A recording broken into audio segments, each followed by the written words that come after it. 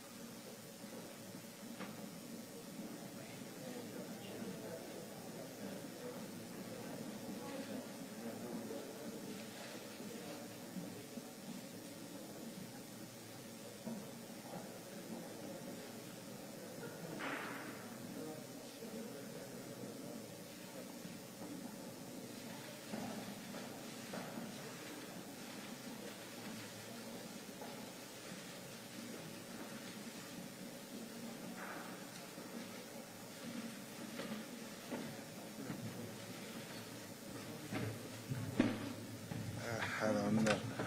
You just want you to stand there for a long time. That's good. Yeah, that's right.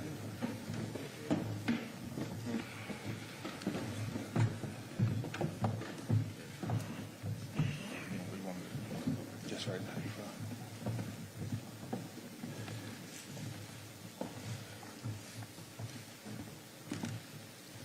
Mr. Mayor, you want to come on this side? Mr. Mayor? And Council President?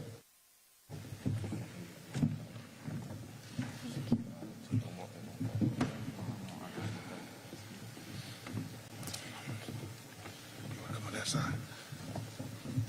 Thank you.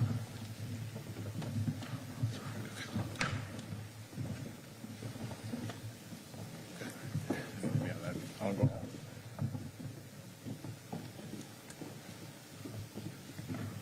Carl, you want to step up there? Look at Carl right here. Can you see?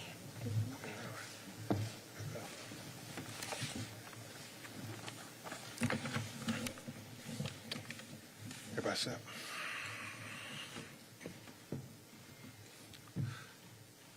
Good afternoon. I am Attorney Ben Crump, along with Attorney Chris Stewart, Attorney Tony Romanucci, Attorney Justin Miller, Attorney Scott Matheson, Attorney Michelle Godot, Attorney Jeff Storms, Attorney Bhavani, and Attorney Madeline Simmons, and a great team of lawyers on our team. We are honored to stand here with the family of George Floyd, his brothers and sisters, his children, all his family, his daughter, Gianna. We are very grateful to stand here at this historic moment in the city of Minneapolis. We are very thankful to the leadership of the city of Minneapolis. and I will talk about that momentarily. But we want to start from the beginning. When George Floyd was horrifically killed on May 25th, 2020, it was a watershed moment for America.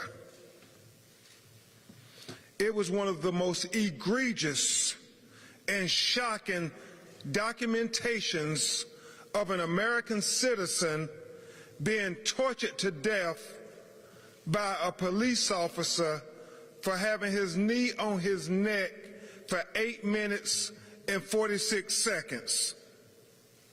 One of the worst ever witnessed in history.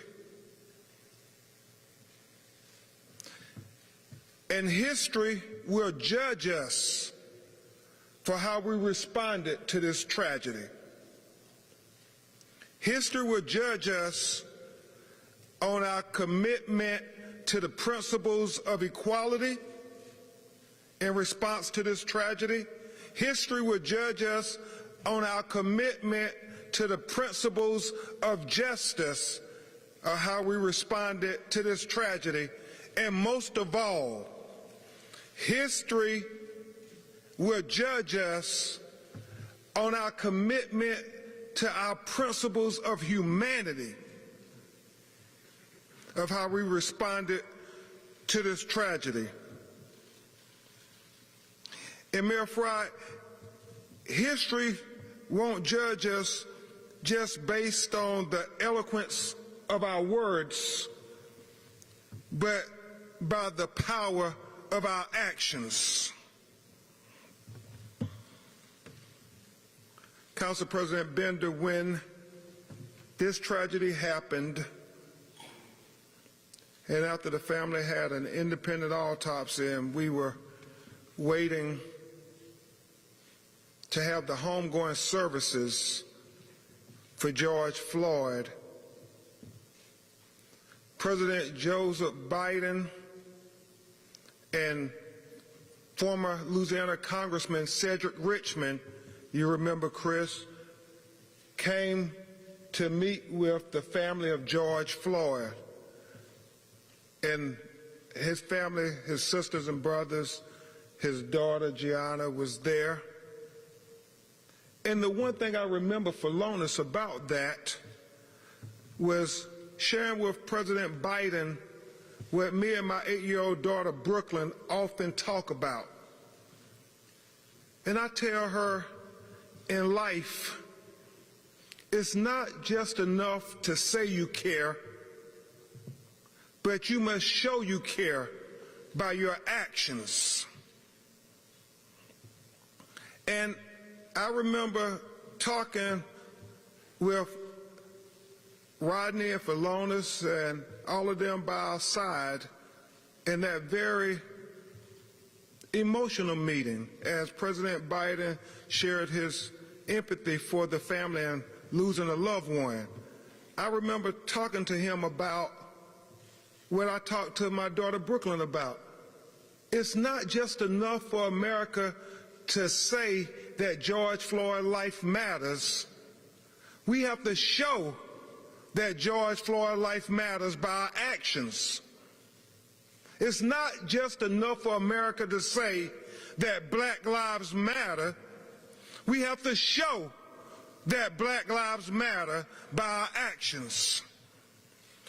So the family of George Floyd and our legal team are very grateful to Mayor Fry and the City Council for not just saying you care about George Floyd, but showing that you care about George Floyd. Not just saying that Black Lives Matter, but showing to the world that Black Lives Matter.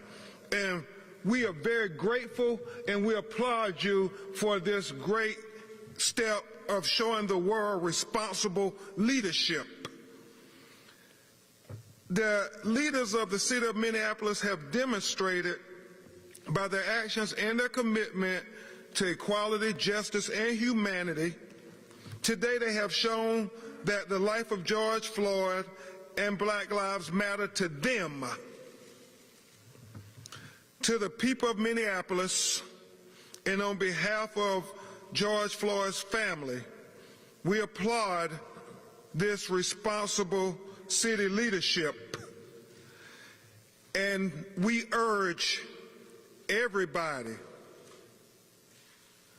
to practice responsible leadership in remaining calm and engaging in peaceful protests for George Floyd and reflecting the same humanity of the man that we are remembering and honoring today in George Perry Floyd.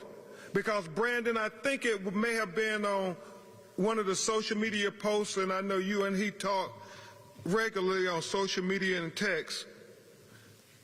George Floyd himself, during the Ferguson unrest after Michael Brown was killed by the police there and everybody was saying, hands up, don't shoot, George Floyd shared on social media that everybody needs to remain peaceful as we stand up for justice for Michael Brown.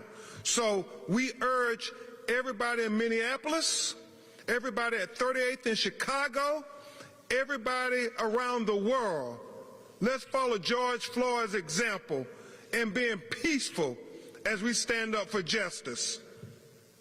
Can we all do that? Can we all do that for George Floyd? Can we all do that for our children?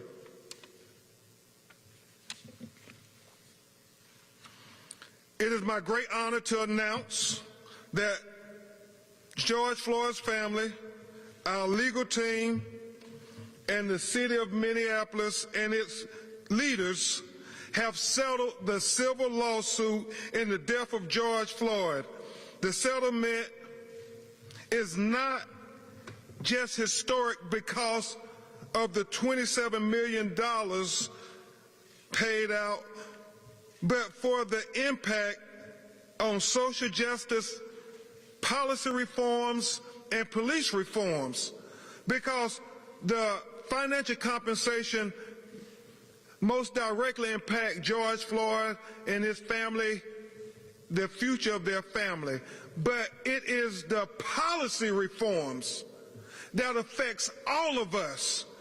And many would say that's why the George Floyd Act, whether it's here in Minneapolis, Mayor Fry, or the George Floyd Justice and Policing Act, Councilman Ellison, that is being contemplated in Washington, D.C., it impacts all of us, all of us. And that's why this is so historic and significant. I must again really acknowledge Mayor Jacob Fry, Council President Lisa Bender, Councilman Jeremiah Ellison, and my dear friend, Council Vice President Andrea Jenkins, for their extraordinary leadership to bring justice and change out of this terrible tragedy.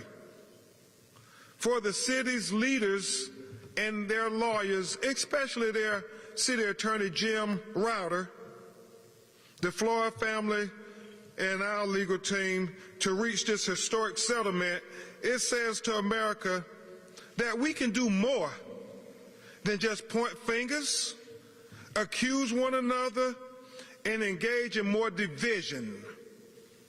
We can actually come together and make things better. We can reach an agreement about what form justice might take, not wait for it to be determined only by a historical discriminatory criminal justice system.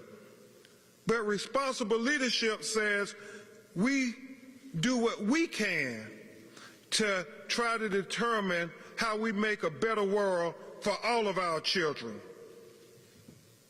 After the eyes of the world rested on Minneapolis in its darkest hour, now the city can be a beacon of hope and light and change for cities across America and across the globe.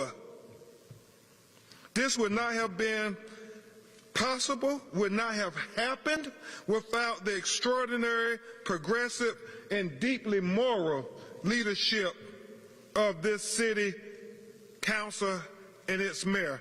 And for that, we do applaud you publicly as we have applauded you privately.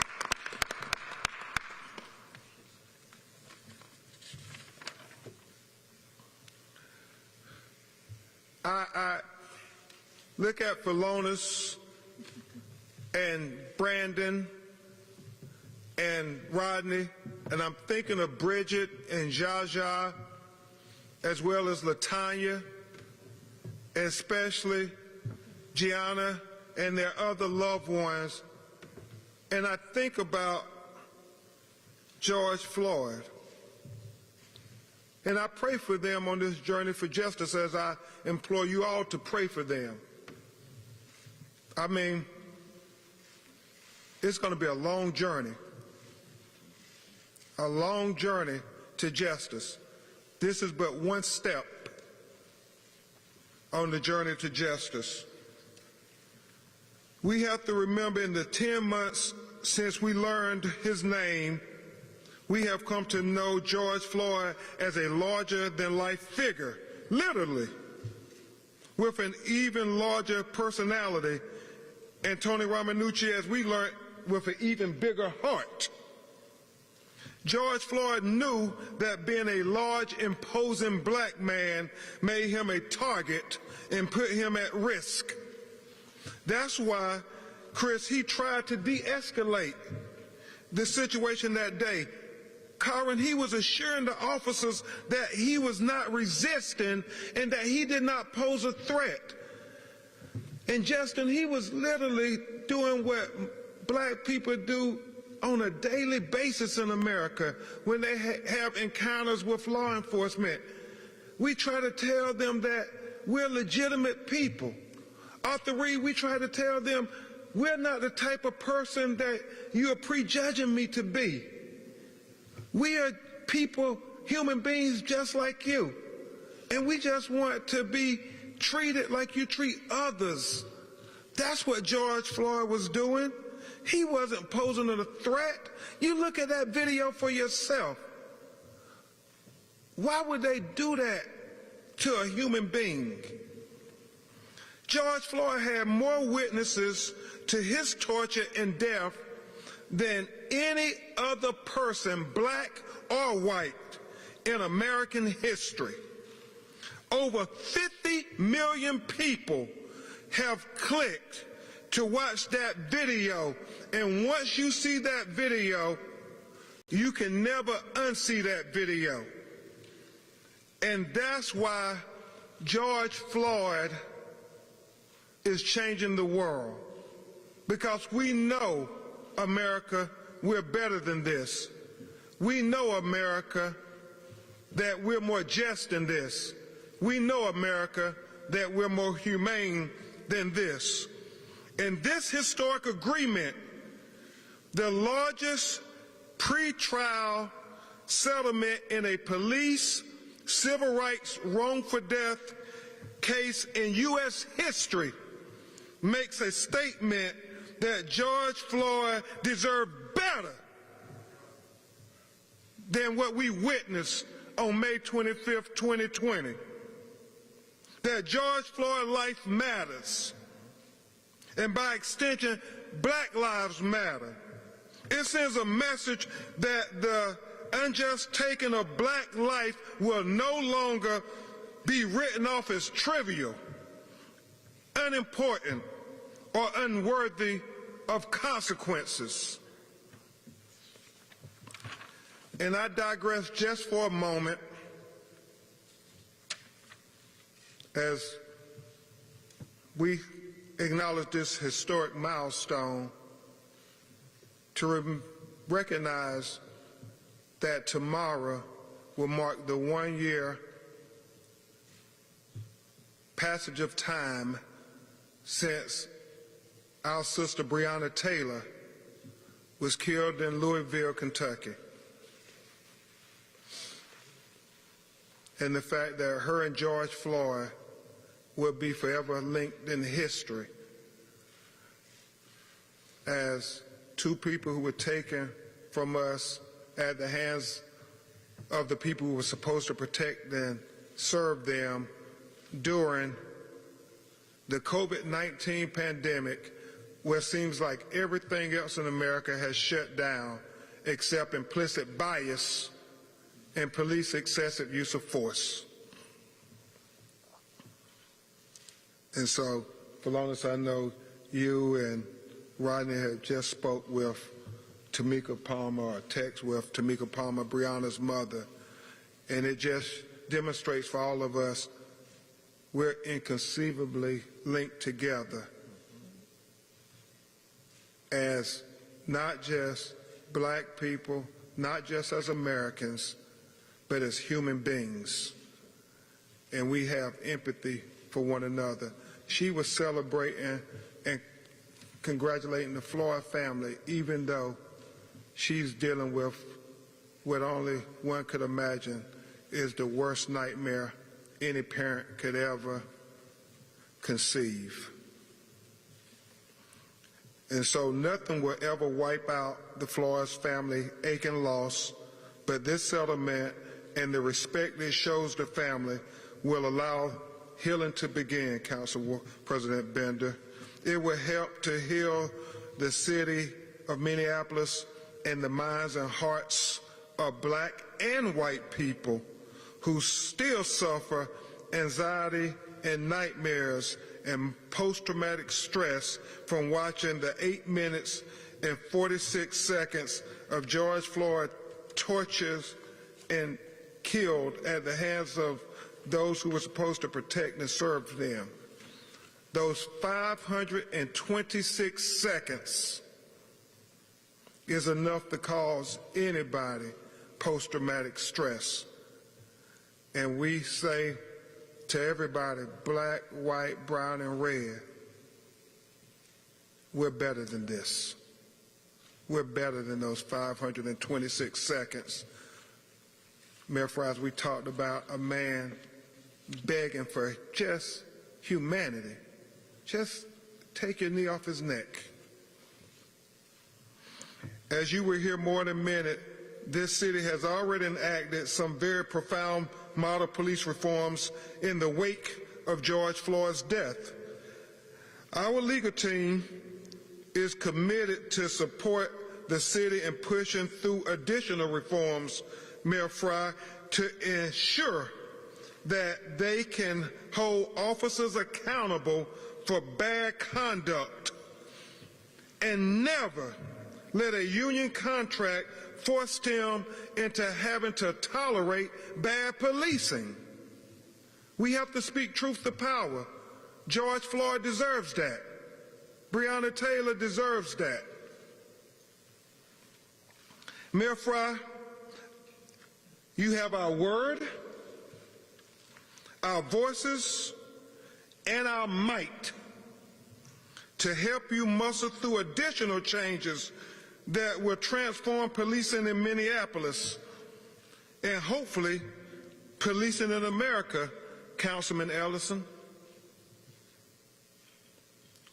Council Vice President Jenkins, Council President Bender,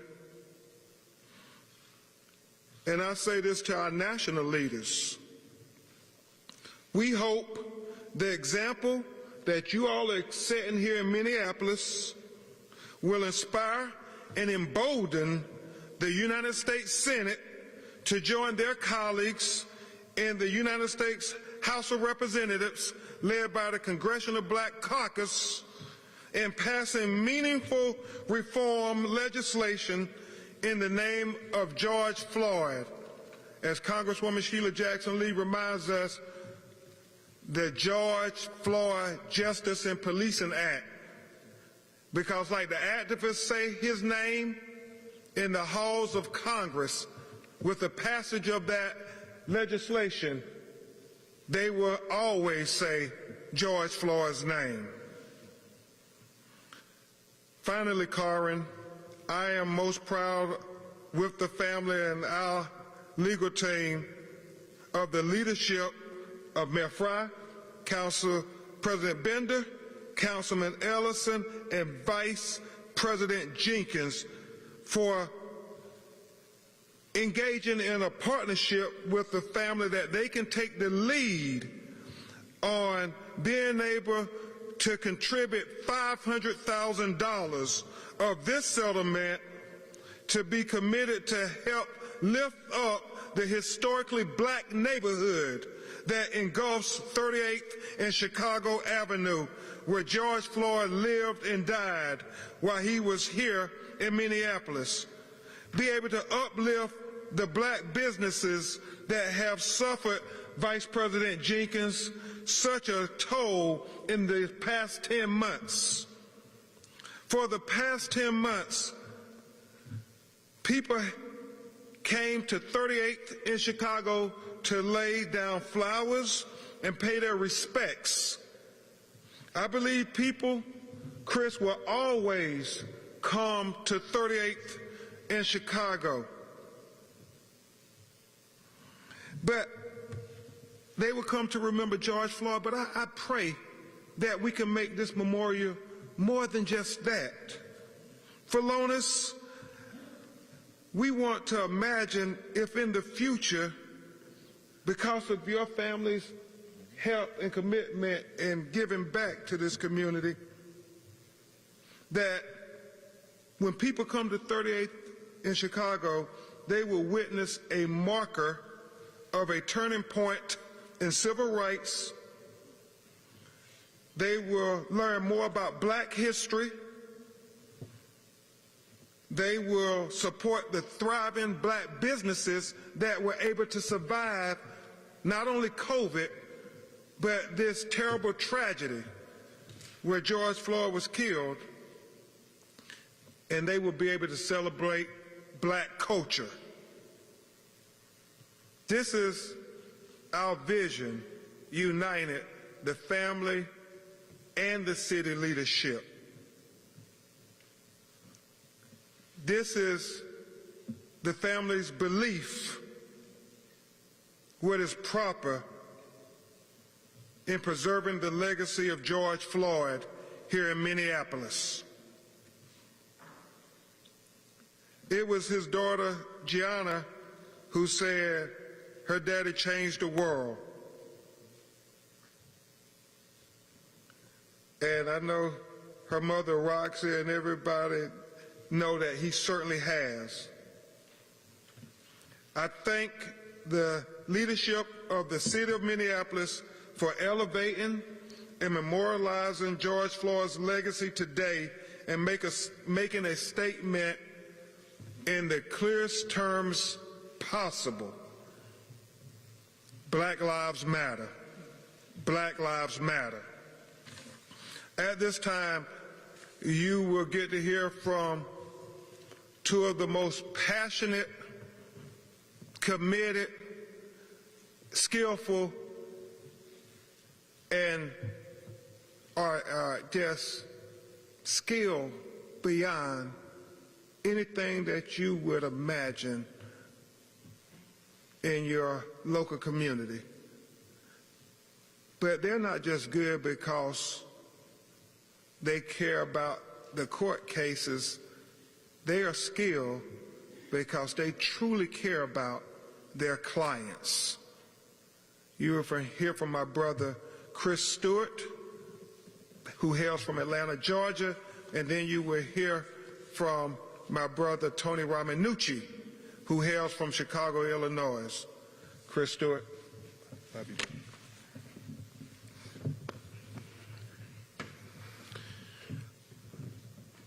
It's something that the two most viral videos that deal with George Floyd are his death and life.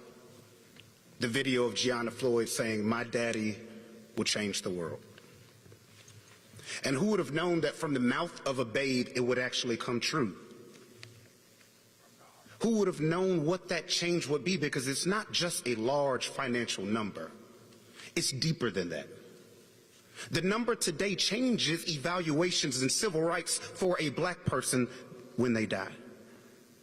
Because what you don't know is the rigged game that we always have to play when we take one of these cases. Because African Americans are not valued high when they are murdered by law enforcement in these cases. And we are changing that precedent.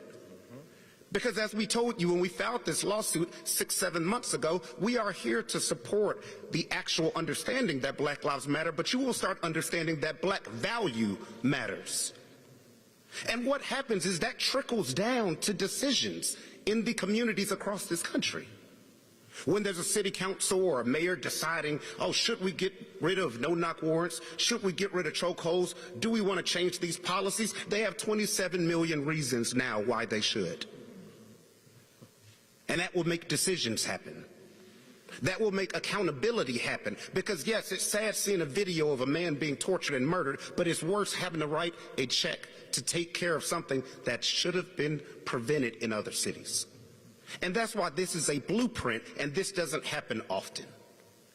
You don't get a city council that cares. I know I run into a lot that don't. You don't get a mayor that will step out there and risk himself to try and get this done with city council. You don't get a city attorney who actually worked with us, and it wasn't a fight all the time.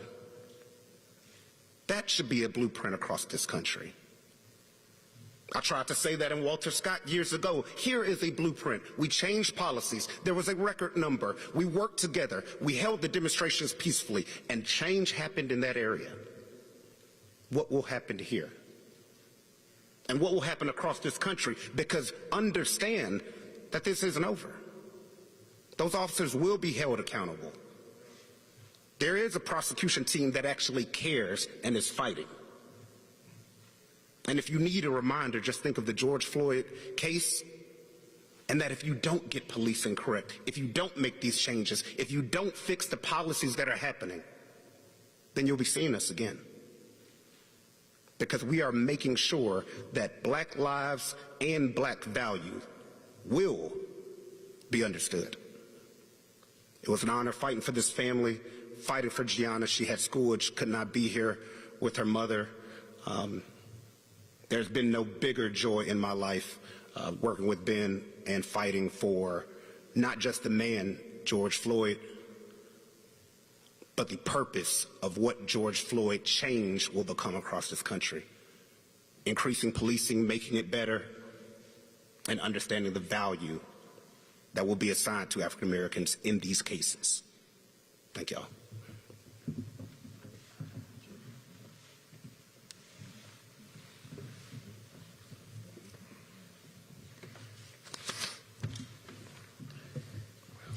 Good afternoon, everyone. My name is Antonio Romanucci. Everybody calls me Tony.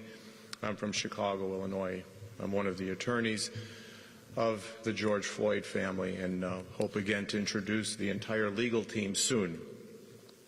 I do want to thank my esteemed co-counsel who spoke before me, my brother Ben Crump, Chris Stewart. I do want to take a special moment to thank Mayor Jacob Fry, the City Council.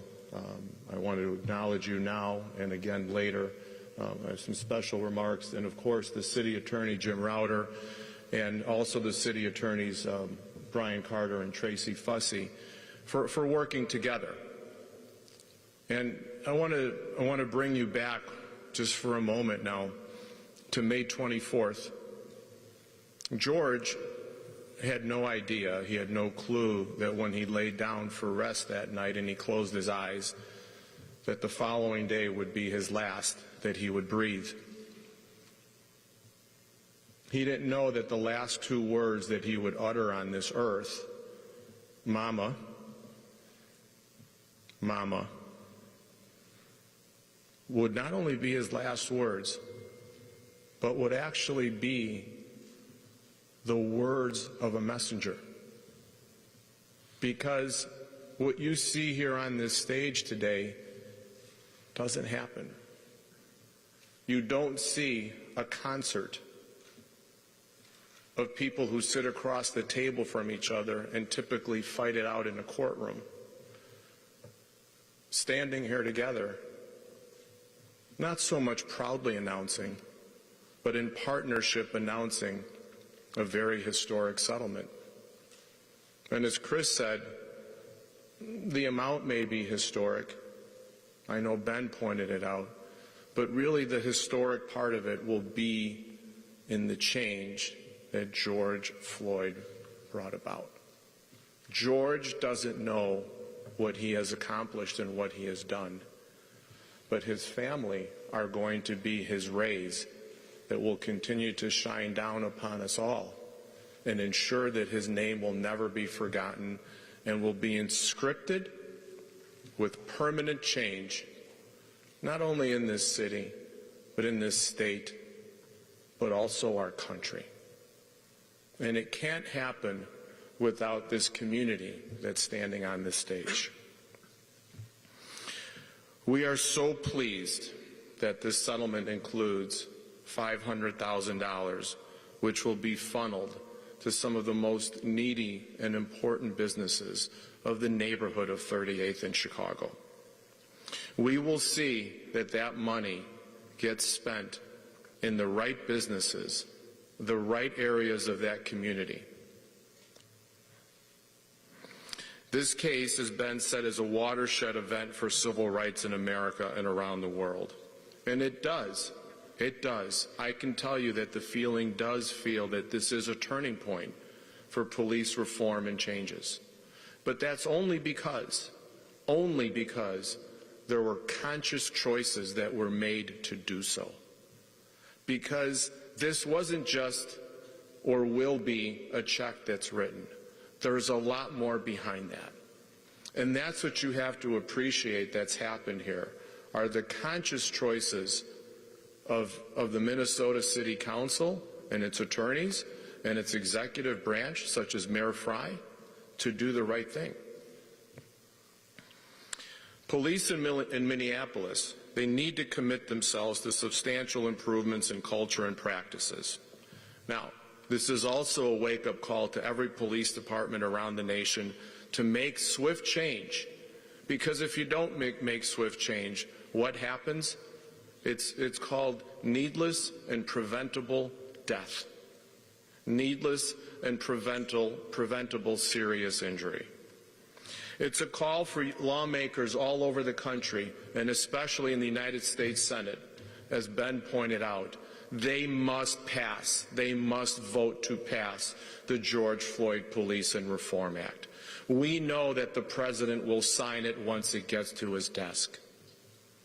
What a beautiful thing. You think of the memorial that is born out of tragic death.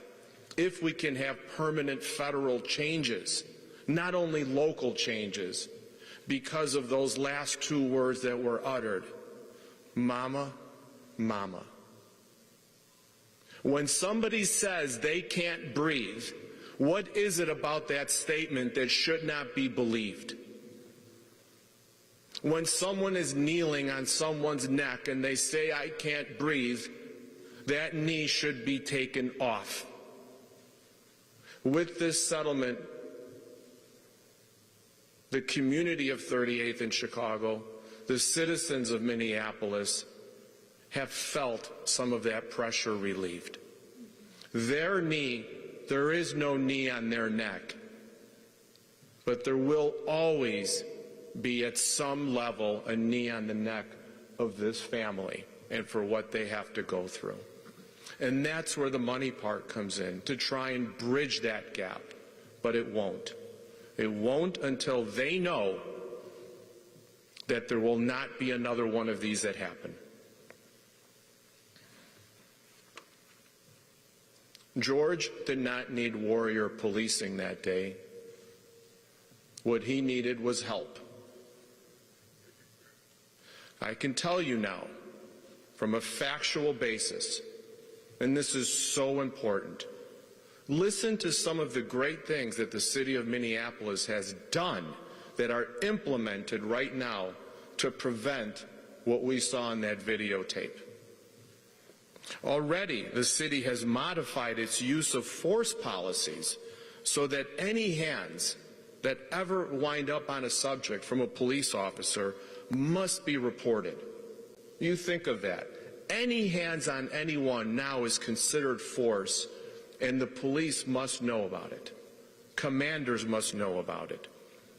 Minneapolis has tightened its requirement for body-worn cameras. It's creating new policies on de-escalation. So important. New policies on disengaging, also when required.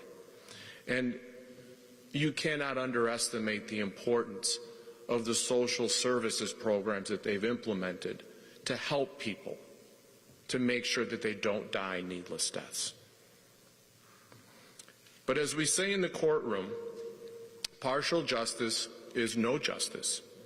The George Floyd family wants whole justice. And so we demand more changes if true reform is true to happen. What's been done so far is tremendous, and we all applaud the city of Minneapolis, but we want more. And guess what? The city of Minneapolis has said yes. They want more too. And we're going to work together to make sure that that more does happen. We commit to that. What do we want to do?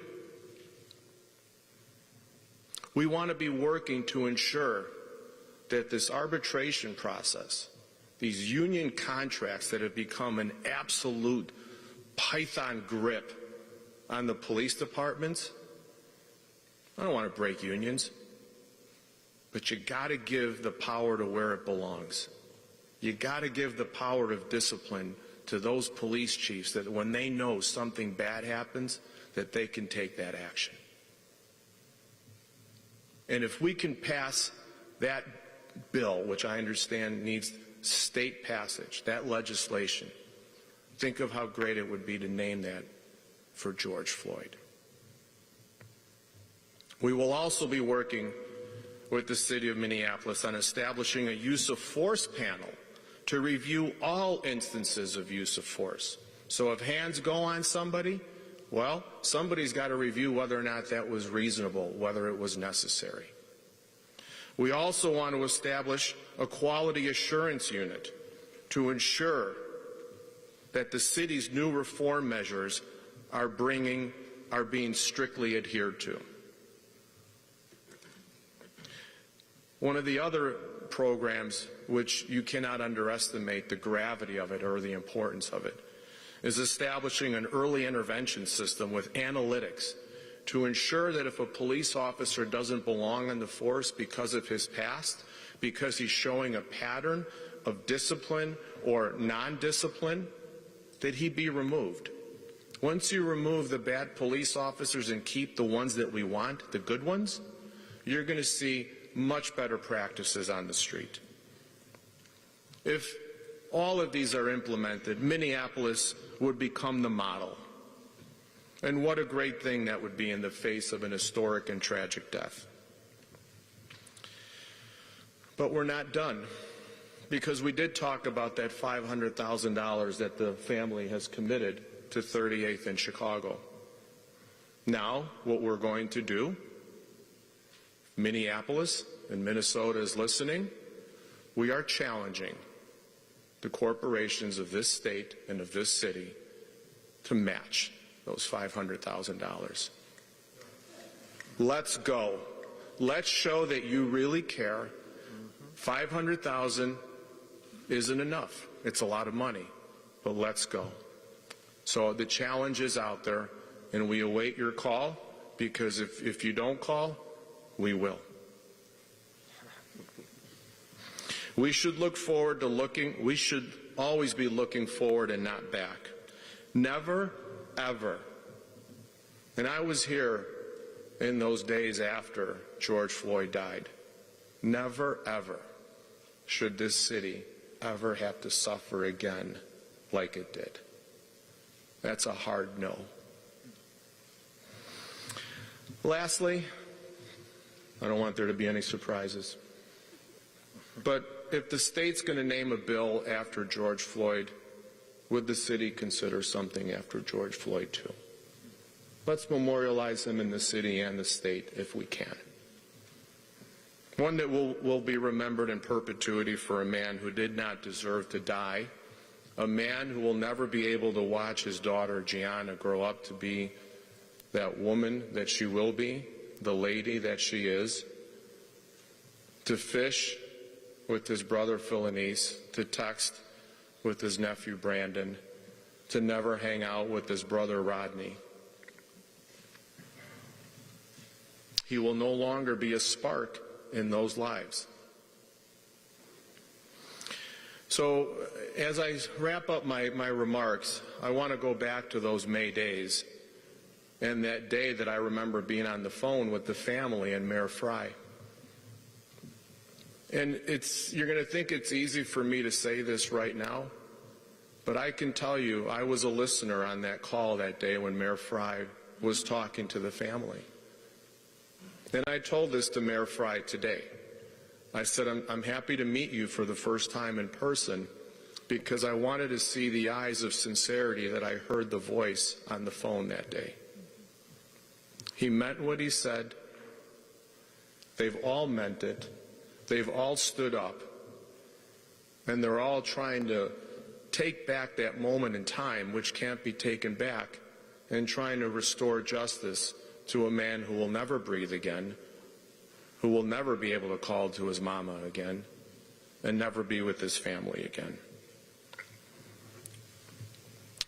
So this day is the result of thousands of hours of work by the legal team. And if I may again, because they deserve every single bit of credit, please indulge me and listen to the names I speak of this legal team for the great work that they've done. Benjamin Crump, Christopher Stewart, Justin Miller,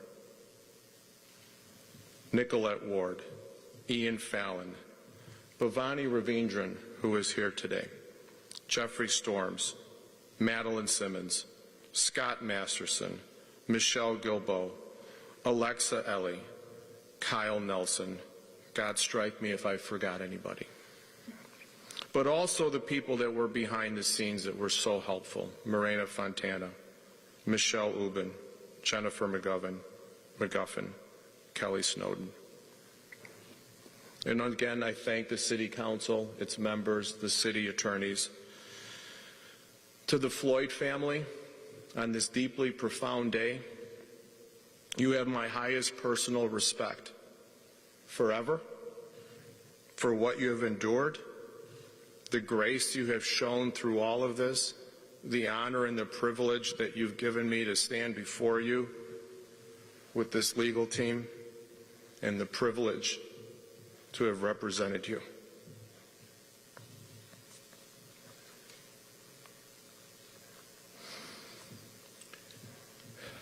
You will all forever be a part of our lives.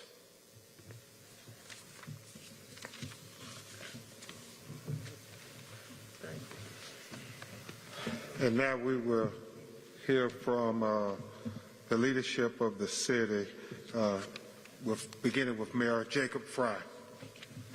And thank you again for your tremendous leadership.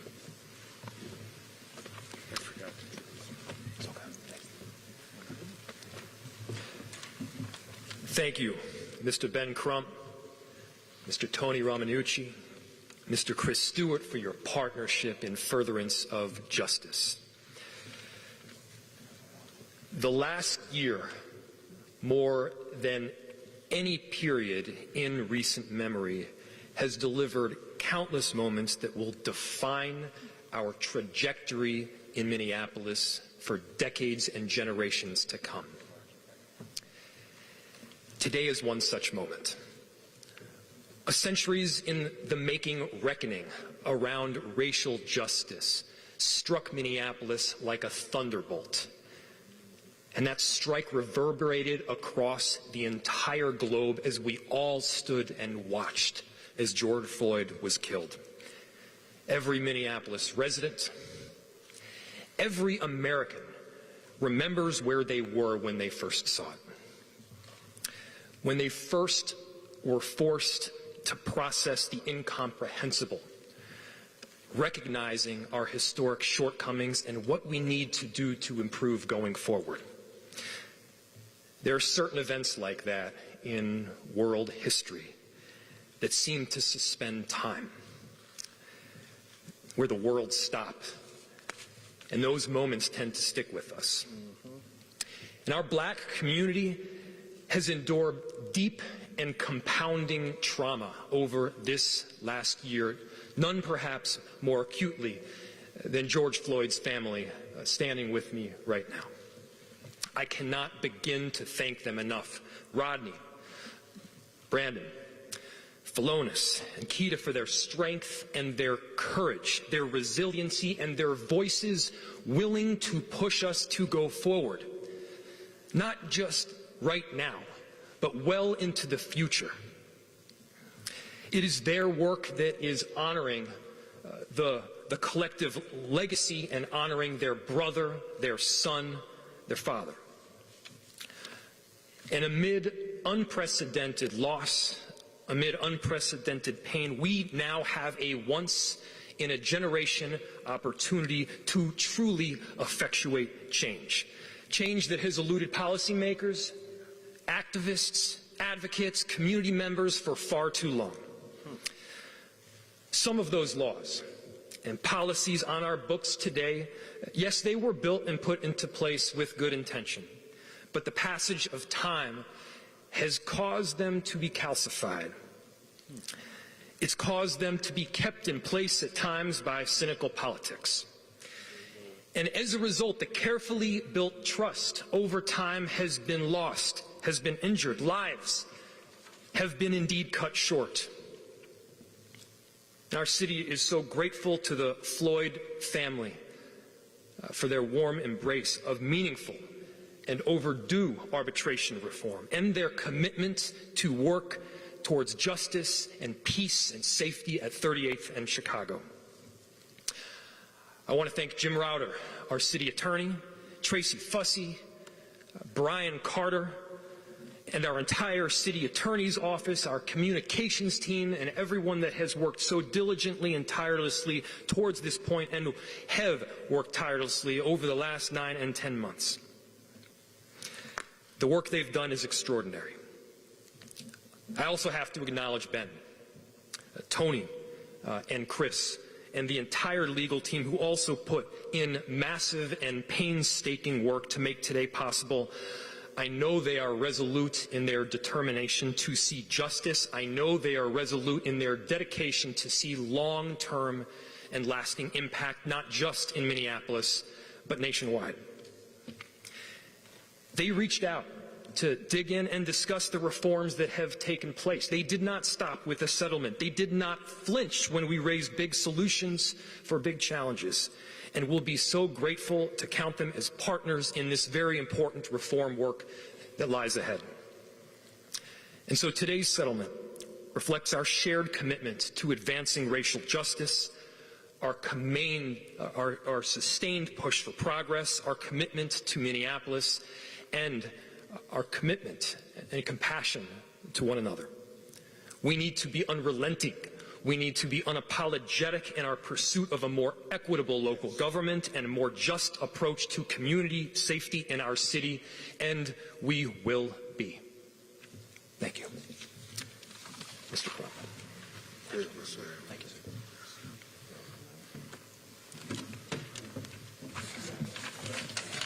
Mr. Mayor, thank you for your eloquent words, but more importantly, thank you for your actions, to you and all the city leadership. I would be remiss if I didn't acknowledge the other family members of George Floyd. His sister Bridget was here earlier this week, had a death in the family of her uncle in North Carolina that she had to be present. his brother Terrence, his sisters again, Latanya and Jaja, his older sisters who helped raise him along with their mother and father, and as Philonis and Brandon and Rodney would tell you, they all grew up in a little small home with not much more than love in a place called CUNY Homes, Houston, Texas. And so at this time, you were here for Philonis Floyd first, the brother of George Floyd.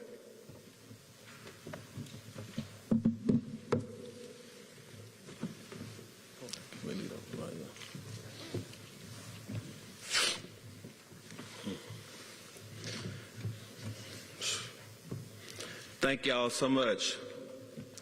While I'm relieved that the settlement has been taken care of, I'd like to thank the Minnesota.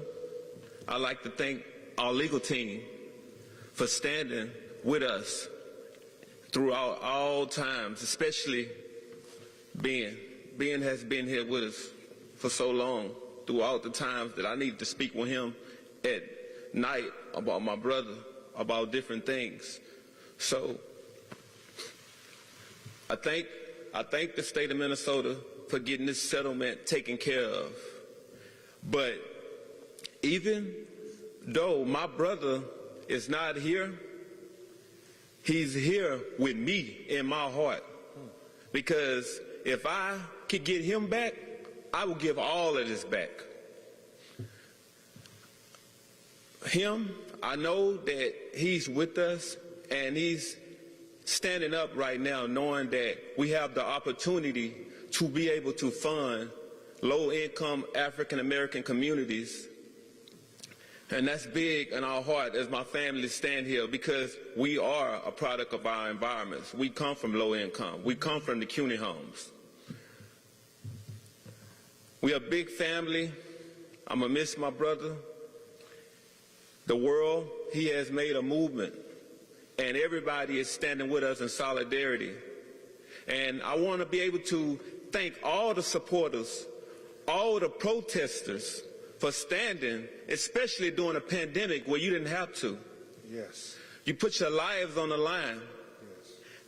There's nothing I can do to be able to repay you for that because you showed who you are and who you were at that time. So one thing that the world needs to know, America, we need to heal. This nation needs healing. Our family needs healing. There have been times where I had to go and see my brother because he had tears pouring out his eyes thinking about our brother. So everybody around this world who have marched with us, on the front line or on the couch, it doesn't matter. Your heart was in a good place, and I'd like to thank everyone for that. Thank you all so much. May George live in power.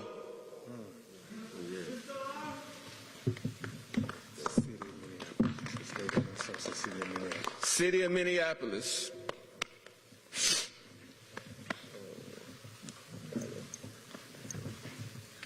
Thank you, Philonis, for those heartfelt words. Now you will hear from Rodney Floyd, George's baby brother.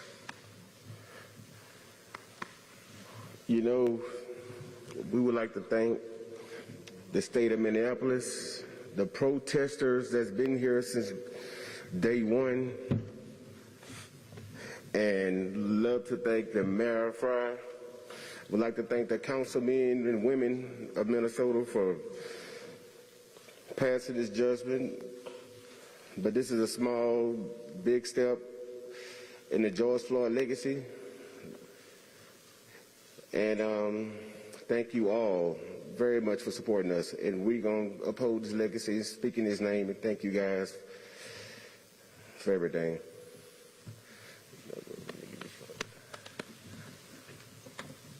Thank you, Rodney.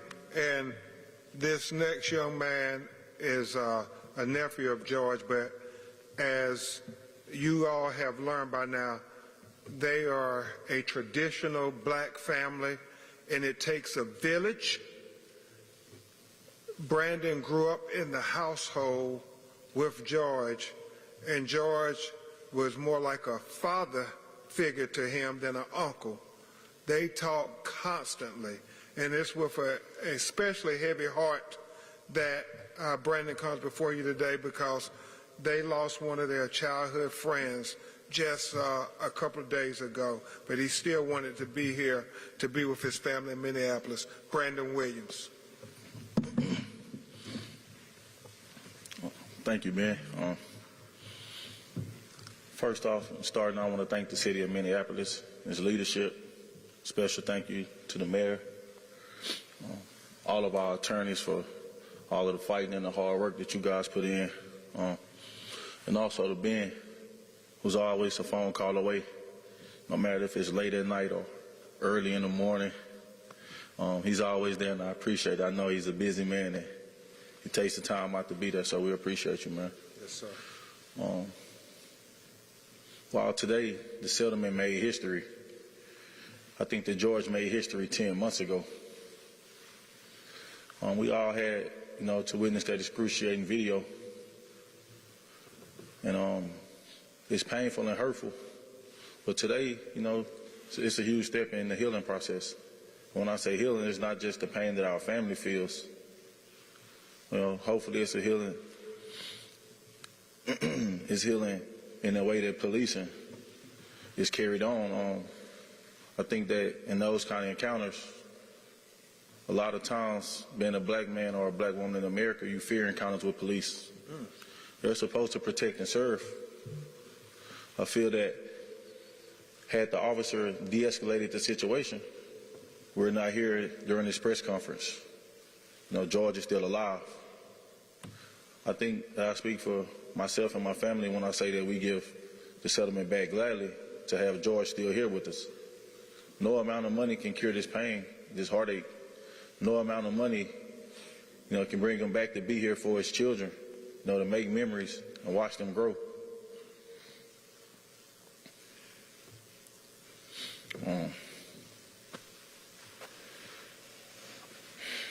Excuse me, I'm sorry. Take your time. Every time I come here, I get a heavy heart. A lot of emotions start to pour.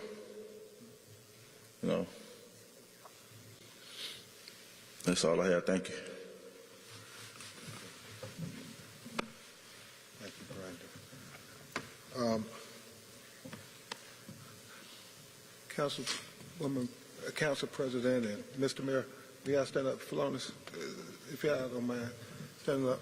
I think it's important, that we just take a moment. You heard this family pour out their heart, and they did so in a real way, because even though this is a moment to be celebrated, still every day they wake up and they think about George and the manner he was taken. That's something that we can never give them the justice they want, because the justice would be for George to be here. So all we're trying to do is hold people accountable. And so I'm grateful that the city is committed to making sure there's accountability and trying to prevent another family from going through what George went through. I know Attorney Stewart talked about, you think you have policy where it won't happen again. But we got to really commit, America, that this won't happen again. Not like this. We cannot. Mayor Fry, I just had to say a word after seeing the emotion from these family members. Mayor Fry. Thank you, Mr. Crump, and thank you to the family for those incredibly powerful words. like to thank our city council and have Council President Bender up. Thank you, Council Vice President Jenkins and Council Member Ellison as well. And I'll note that, in fact, the vote today was a unanimous one. Council President. Thank you. Thank you, Mayor, and thank you to the family in particular for the power and emotion we're seeing today. I'm Lisa Bender. I'm the president of the Minneapolis City Council. And we did today, as the Minneapolis City Council, unanimously approve this $27 million settlement in the civil lawsuit filed by George Floyd's family against the city of Minneapolis. On behalf of the entire City Council, I want to offer my deepest condolences to the family of George Floyd. We know that no amount of money can ever address the intense pain and trauma caused by his death for George Floyd's family and to so many people in our community who are grieving. Minneapolis has been fundamentally changed by this time of racial reckoning. Yes. The Minneapolis City Council is united in working together with our community, with George Floyd's family, to bring about a more equitable future for our city. You know, I just want to say, Mr. Crump, my girls are about the same age as your daughter, a little bit older than Gianna. I wasn't planning to say this today, but hearing your motion, we talk about Mr. Floyd all the time in our house, Mr. George, we say. And we talk about what happened. And we talk about our responsibility to step up in our family. And you know what? I just want you to know how deeply we're with you. We are with you to go to the Senate to fight for change. We are with you to support our mayor-in-chief in implementing reform. We are with you to reshape safety in Minneapolis. We are with you to have the deep conversations in every single household in this city that is needed so that those little girls have a different future together. So I just want to again thank the family so much for their leadership and their generosity in supporting the community of Minneapolis, in supporting and investing in 38th and Chicago.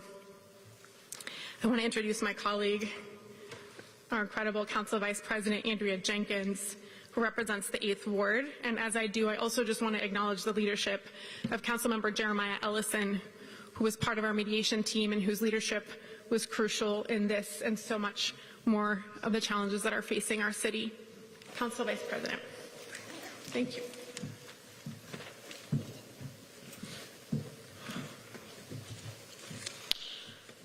Thank you, President Bender, and all of you that are standing here on stage with me today as we make this historic announcement. My name is Andrea Jenkins. I'm the Vice President of the Minneapolis City Council, and I can't start my comments without just offering my deep condolences to all the family members that are here on stage with us, all the members of the Floyd family that you mentioned, that aren't able to be here with us in this room, but are absolutely here with us in spirit. Yes. And, you know, George Floyd's life mattered. And we are here today to honor his life and his legacy. The killing of George Floyd in police custody last Memorial Day has forever transformed the city of Minneapolis. A city that is reeling from pain and so much loss. And as you've heard from our speakers today, it has transformed a family forever changed by the traumatic and sudden loss of a brother, a father, a son.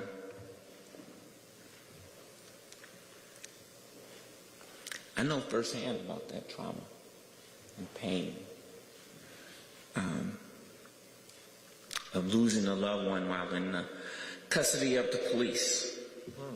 My first cousin that my mother raised as her son, my little brother.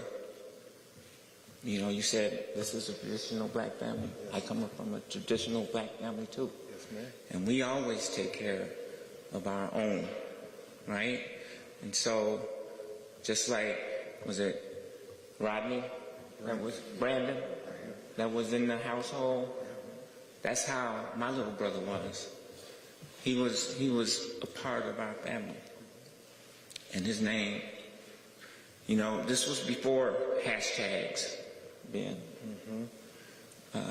He didn't have a hashtag. We tried to get a lawyer to help us out. Nobody would take the case. He had drugs. He swallowed those drugs in police custody, and he died. Nobody would take his case. Too many families, too many black and brown mothers and sisters and cousins and brothers know the same pain that your family is feeling. Yes. And it must stop. It has to stop. And hopefully this action today, as Chris said, there will be 27 million reasons for it to stop. Floyd's death sparked a racial reckoning around this nation and around the world. A reckoning felt deeply here in Minneapolis, at Ground Zero, 2 blocks from where I live. I look out my window, I see a big portrait of George Floyd every day.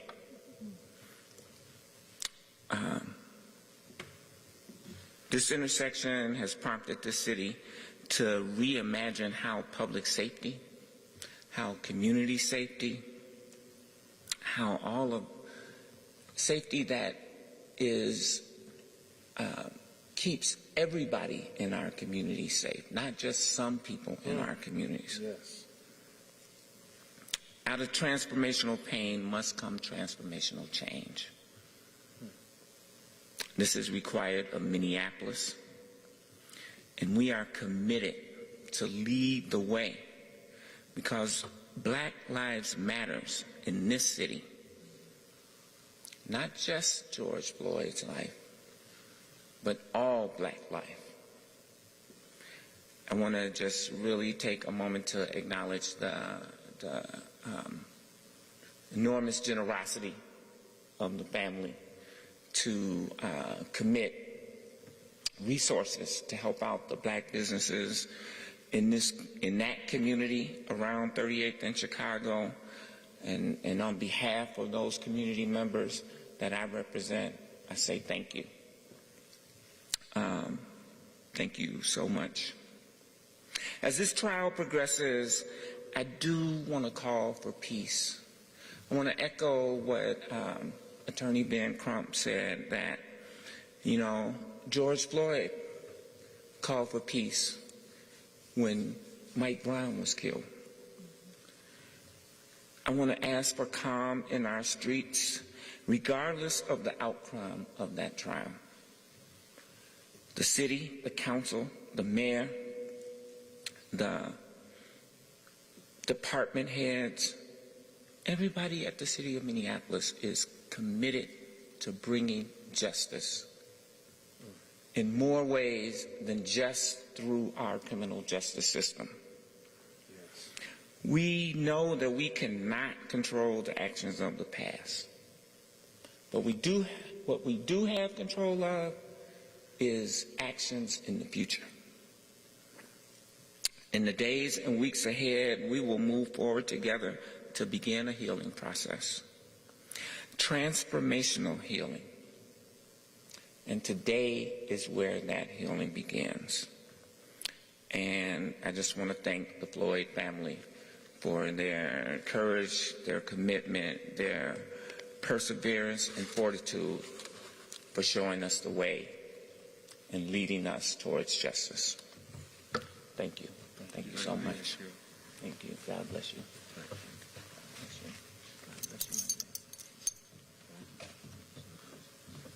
You know, Council President Bender said something. I asked her and Phalonis and Mayor Fry and just to step up for a second, if you would, because you do want to, Chris, give an example to those in the United States Senate that we're better than this and that there are more things that bring us together than to separate us.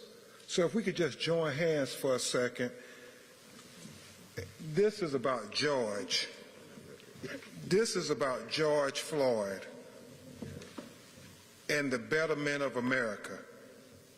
Together, we are an example not only for Minneapolis, but for the United States of America.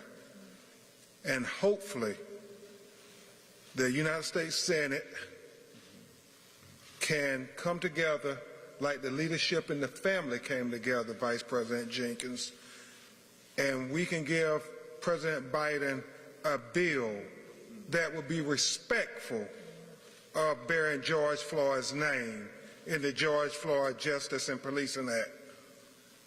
Let this vision go to the United States Senate to say that we're better than this, America. And so, thank you all. At this time, if Jim Router, who is just being dogmatic and trying to work to resolution, Attorney Stewart, Attorney Ramanucci, we're going to start the Q&A, and hopefully one of us attorneys can answer your questions or direct you to the people who can. So, Jim, you want to say anything before we start the Q&A? No, I'm just grateful and honored to be able to be with everybody here today, and certainly all the work that I've got to experience with Ben Crump here. It's been just transformational. Transformational on every level. So we'll open it up for Q&A, and Jim, to you and your entire staff. As Tony Ramanucci said, this doesn't happen unless people are committed to transformational change from transformational pain. How did you all work with the people who have been caretaking the area in George Floyd Square in coming to your settlement?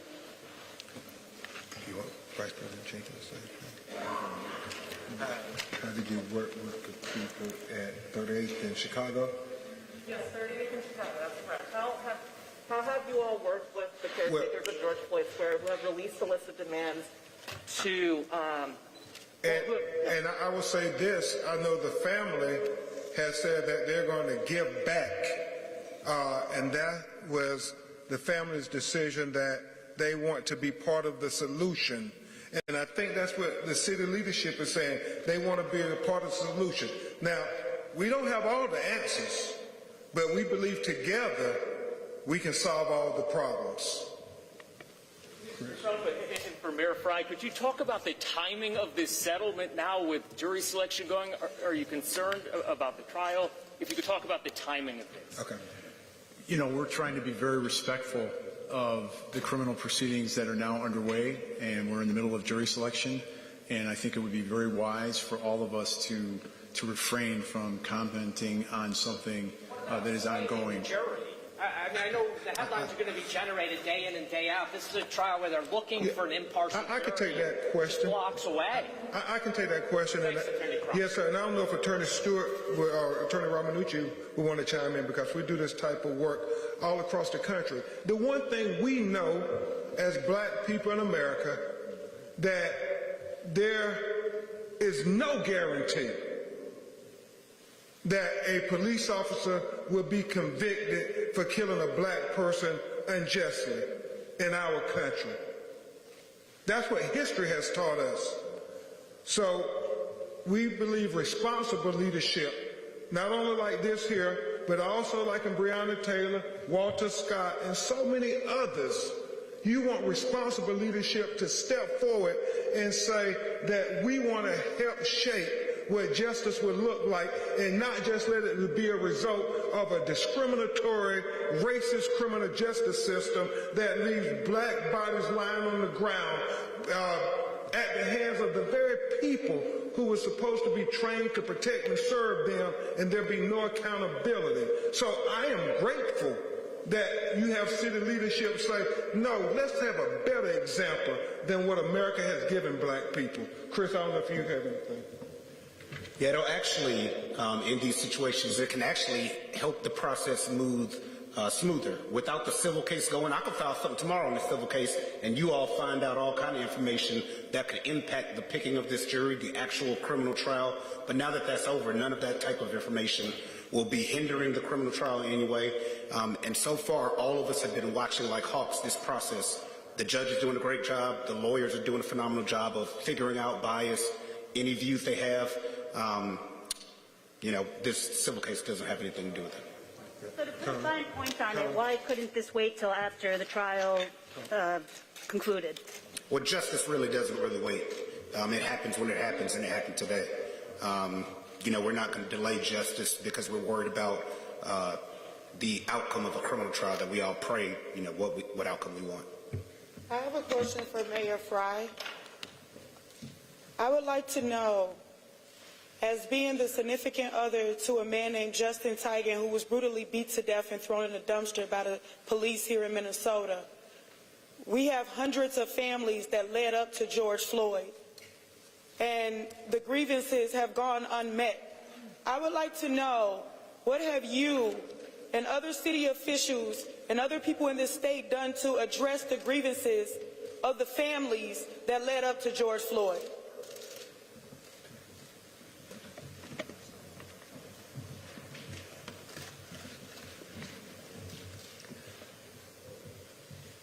I'll start out by saying I'm so sorry. I can hear the pain in your voice just in that question alone. There are a number of reforms that have been instituted. I don't think there's any mayor in the country, any city council in the country that doesn't wish that they had acted faster and more diligently. The truth is that we have a history of shortcomings. We need to acknowledge it, understand that, the impact that it has had on you, on your family, and so many others, and we need to do better. I really appreciate you and your willingness to stand up and ask. Mayor, can you talk about how the city pays for this settlement? We talked about a couple years ago with the Damon settlement, $20 million, a once-a-decade settlement. Now we're at $27 million. I'm curious for property taxpayers, how do we fund this settlement given the self-insured nature of the city, please? Thank you for the question. I'm going to bring up our city coordinator, Mark Ruff, who can help answer.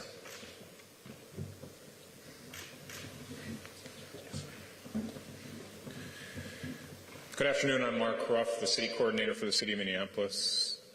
You are correct in the question around the city's self-insurance fund. So the city does not have outside insurance for tort liability for these types of cases.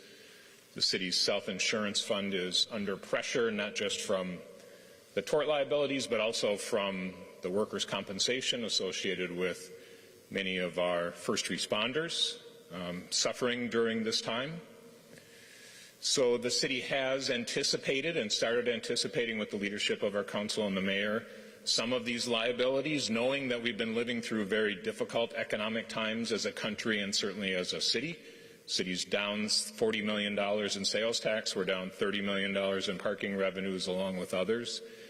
But the city has prioritized making sure that we have enough in reserves. So while our self-insurance fund doesn't have adequate money right now, we do have other reserves that we have set aside for these types of liabilities, along with the liabilities of uncertainty as how quickly we come out of this recession. But at this time, we feel that we can confidently say, assuming that trends continue as they are, that this settlement alone will not result in property taxes increasing because of the judicious nature of saving the money that's necessary to follow all of the liabilities that come out of an event like this.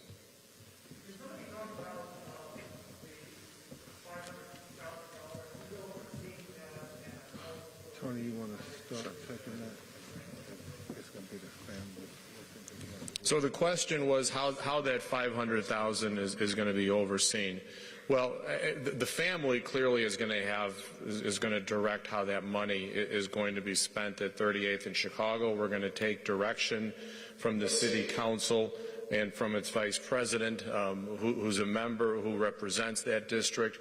And certainly it's going to be everything, every single dollar will be accounted for and will be transparent, very likely through a not-for-profit that will be designated specifically and solely for the black, brown, minority, and impoverished area of 38th and Chicago to help restore their needs to maybe not entirely as it was before May 25th, but as close as we can get. And I would simply say it will be the family's final decision, even though Vice President Jenkins will give us advice and counsel. I think it's important to know that whatever is given, it will be the family that directs where it's going. Yes, sir. Attorney Crump, could you address, there seems to be a concern in the black community that once this settlement was announced, there was a collective, oh no. Will the focus shift from getting criminal justice for George Floyd with Derek Chauvin and the other officers involved now that this historic, significant payout is over with? Will the focus shift, or will you guys continue to apply pressure to ensure that there is a conviction and a proper sentence with Derek Chauvin, whose case is obviously happening about a mile away from here? The short answer is absolutely. The thought that black people in America can't get full justice is something that we rail against. You know, it's not uncommon for our white brothers and sisters to get justice not only in the civil arena, but also in the criminal arena. That's why we have the 7th Amendment, as Tony has on his lapel. That's what our forefathers conceived, that justice is for every American, and not just half justice, but whole justice. And the one thing I will simply say is this here. We have all the faith that Attorney General Keith Ellison and his prosecutors are going to zealously prosecute this case with or without fanfare, because that's what their commitment is. And my hope is that the public sees the reinstatement of the third-degree murder charge as an example of their commitment to give a jury every option to hold Derek Chauvin criminally liable for killing George Floyd. Now, I will tell you, as I've said in many interviews,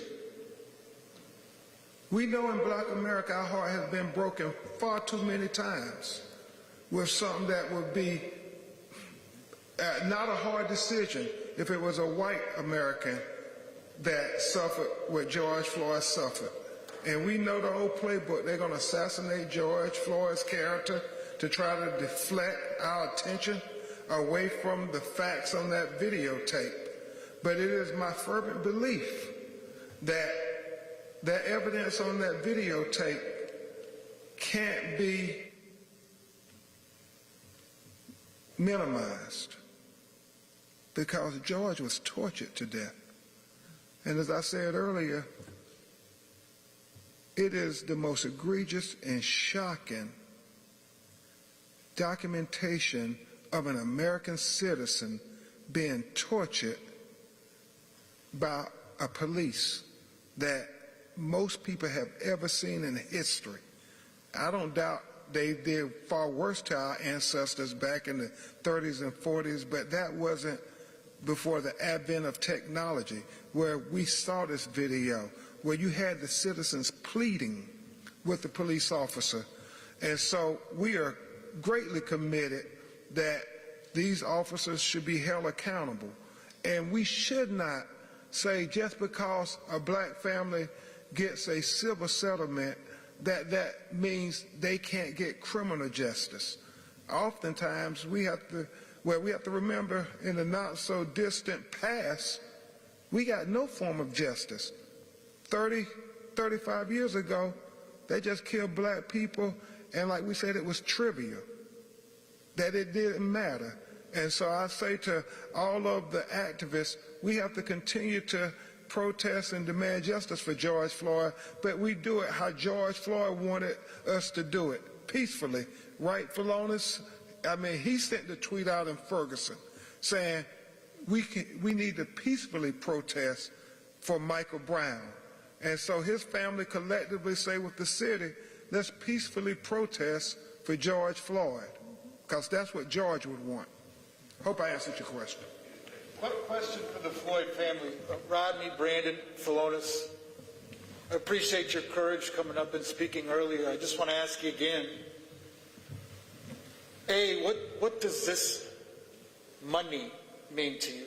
I know you said it can't fulfill the love you have for George and the loss you have, but what are you going to do with this money? And can you speak of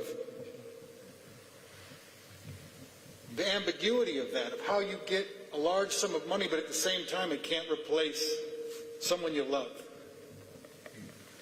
As they come forward, I will say, unfortunately, our legal system doesn't have anything else. You can give to make up for the loss. And, you know, respectfully, I'm not sure white families are asked these questions. You know, it's like, it's America. It's what the Constitution says is allowed. So, if y'all want to say, okay. Yes. All the barbed wire and all the barricades is up to Mr. Mayor Jacob Fry. Thank everybody for being out here. My deepest condolences to the Floyd family for all the barbed wire and everything that's out there, the fencing and everything. We found it very flabbergasting for a nation of people to come around and see this type of behavior. Some people were basically wondering, like, do you all know something that we do not know by us being right here in the city of Minneapolis? And why you all are spending so much money barricading, putting barbed wire out, and things of that nature? That seems like it's putting a nation of people at ease, if you will. Thank you for the question. I know the presence of some of the bolstering around the city infrastructure, City Hall, as well as Hennepin County Government Center is unsettling to many. This was a joint process worked through both Hennepin County as well as the city. And to be very clear, we want to encourage peaceful protesting. We want to see people to express their First Amendment rights throughout our city.